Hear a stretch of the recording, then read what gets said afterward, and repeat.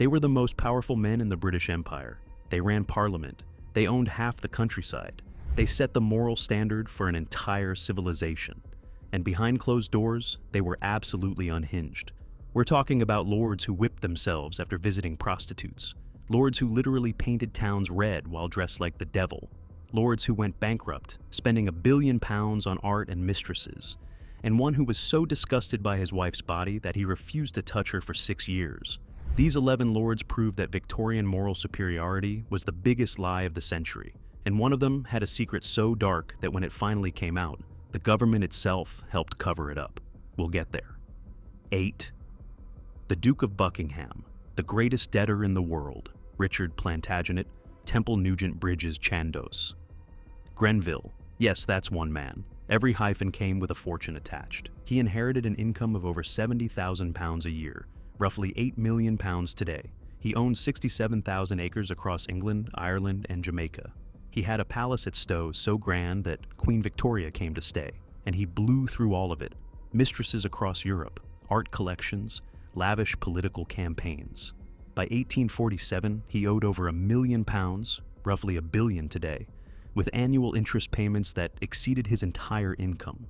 He was borrowing from insurance companies, from other aristocrats, even from solicitors he'd hired, specifically to find him more people to borrow from. A Ponzi scheme in a top hat. The contents of Stowe House went to auction. It took 40 days. 40 days to sell everything the most powerful family in Buckinghamshire had accumulated over generations. The Economist compared him to a bankrupt earthenware dealer. The Times wrote that he had flung everything away through extravagance and folly. Meanwhile, a man named Edward Parrott sued the Duke for sleeping with his wife, and won. The Duke's friends at the Carlton Club paid the damages. The Duchess, humiliated, abandoned, financially destroyed, went mad. She spent her final years fighting legal battles she could never win, cut off from the society that had once curtsied to her. The Duke died in 1861 in a hotel room at Paddington Station, lost everything but his name. 7. The Earl of Cardigan, the homicidal Earl. You know the cardigan? The knitwear?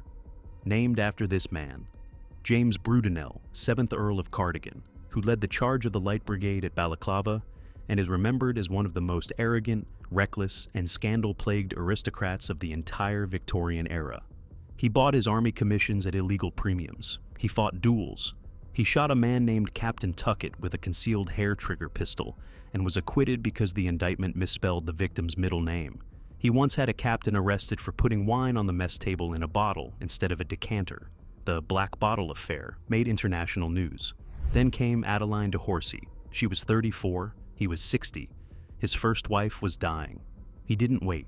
He installed Adeline in a Mayfair flat and paraded her through Hyde Park while his wife lay terminally ill. The moment Lady Cardigan died, he reportedly raced to Adeline screaming, "She's dead! Let's get married at once!" They married in Gibraltar because no English church would have them. Queen Victoria refused to receive Adeline at court for the rest of her life. The governor of Gibraltar invited Cardigan to dinner, but refused to acknowledge his wife. So Cardigan challenged the governor to a duel, because that was always his solution. 6. John Ruskin, the man disgusted by his own wife.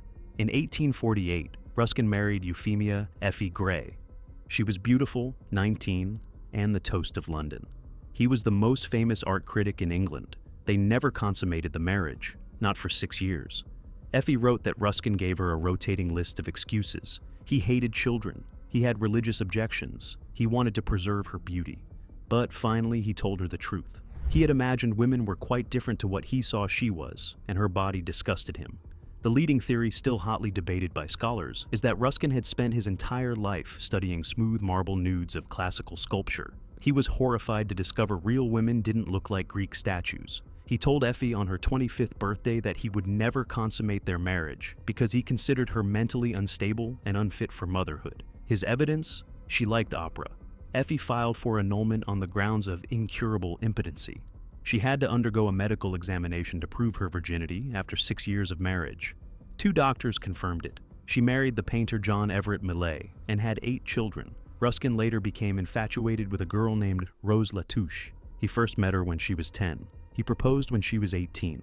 Her parents asked Effie what she thought of Ruskin as a husband. Her one-word assessment, oppressive. 5. The Marquess of Waterford, the man who painted the town red. That phrase, paint the town red, might literally come from this man. Henry Beresford, 3rd Marquess of Waterford, known as the Mad Marquess. In April 1837, he and his drinking companions stumbled into Melton Mowbray after a day of hunting. They found pots of red paint left out for repairs and proceeded to paint the toll-keeper, then the constable, then the toll-house door, then every building in reach. Tried at the Derby Assizes, fined £100 each, reportedly appeared in court wearing bear furs. But the pranks went darker. The Marquess was suspected of being Spring-Heeled Jack, a mysterious figure terrorizing London by leaping from alleyways and attacking women. An 1838 newspaper said his name was regarded with as much terror as Spring-Heeled Jack himself. He was in London when the attacks started. He had the money to engineer spring-loaded boots. He had a documented history of violence toward women. Nobody touched him. He was a Marquess. His nephew, the 5th Marquess of Waterford, inherited the same reckless streak, eloped to Paris with a married woman, got named in every newspaper, then suffered a spinal injury that left him wheelchair-bound. He shot himself in the library at Curramore House in 1895. The madness ran in the family like a second bloodline. The 3rd Marquess himself died in 1859 after being thrown from a horse, years after evicting 250 of his poorest tenants and refusing to pay their owed wages. 4. William Gladstone, the Prime Minister who walked the streets, 4 times Prime Minister, champion of moral righteousness, and a man who spent his evenings approaching prostitutes on the streets of London. Gladstone would leave the House of Commons after hours of debate, venture into the gas-lit streets of London, and engage sex workers in conversation. He said he was rescuing them. He offered food, money, shelter, and heavy Christian lectures. Sometimes he brought them home. His diaries record these encounters with a coded symbol resembling a whip, marking occasions when he scourged himself afterward. He spoke to roughly 90 prostitutes over the years, and admitted only one ever left the profession because of him. On his deathbed, he assured his son he had never committed infidelity to the marriage bed. He limited himself to that specific denial, and pointedly refused to go further. 3. Lord Arthur Somerset, the Cleveland Street Scandal. In 1889, a 15-year-old telegraph boy was stopped by a policeman and asked why he had 18 shillings in his pocket. He hadn't stolen it. He'd earned it at a house on Cleveland Street. Scotland Yard raided the address and discovered a male brothel. Among the clients, Lord Arthur Somerset, son of the 8th Duke of Beaufort and head of the Prince of Wales's stables. When investigators closed in, Somerset fled the country. He never returned, but the scandal went higher. There were whispers that Prince Albert Victor, Queen Victoria's own grandson, second in line to the throne, had also visited. The British press, pressured by the establishment, kept his name out of the papers. American newspapers had no such qualms. One called the prince a vile wretch. The boys received light sentences. The lords disappeared to the continent. The government was accused of a cover-up so thorough that most people today have never heard of Cleveland Street. Remember the open loop from the top of this list? This is it. Not one lord's secret, but an entire apparatus of power built to protect men with titles from the consequences of their actions. Prince Albert Victor died of pneumonia 3 years later at 28. His death was treated as a national tragedy, but reading between the lines of what his own family said about him, it's hard not to wonder whether some in the palace felt something closer to relief. 2. Edward, Prince of Wales, Dirty Birdie. Queen Victoria's eldest son was a serial adulterer on an industrial scale. Lily Langtry, Sarah Bernhardt, Alice Keppel, Lady Randolph Churchill, Winston's mother, and dozens of others, often simultaneously. The Mordaunt affair nearly brought down the monarchy in 1869, when a husband threatened to name the prince as co-respondent in his divorce. Edward was called to testify, the first prince in court since the Plantagenets. He denied adultery under oath. Nobody believed him.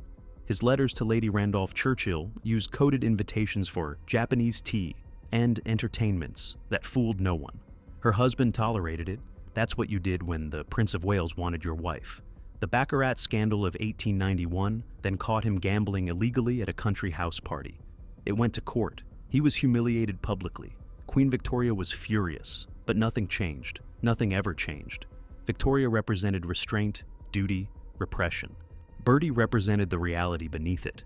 The people enforcing the rules had no intention of following them. 1. The system itself. And that's the real top of this list. Not a single lord, the system that produced all of them. The The Victorian aristocracy built the most elaborate moral framework in modern history. They preached purity, temperance, duty, restraint. They created a society where a woman could be destroyed for showing an ankle, where reputation was everything, where scandal was death. And then they exempted themselves from every rule they made. Cleveland Street got covered up. Gladstone's night walks were an open secret nobody touched. The Marquis terrorized a town and paid a fine. The Duke spent £1 billion and died in a hotel. Bertie bedded half the aristocracy while his mother lectured the nation about virtue. And Ruskin couldn't look at his own wife without flinching, then spent his old age pursuing a teenager. The Victorian moral code wasn't a set of beliefs, it was a performance. And the lords performing it the loudest were usually the ones breaking it the hardest. The Victorians didn't invent morality. They invented the gap between what you preach and what you do. And nobody minded that gap more carefully, or exploited it more enthusiastically, than the lords who sat at the very top.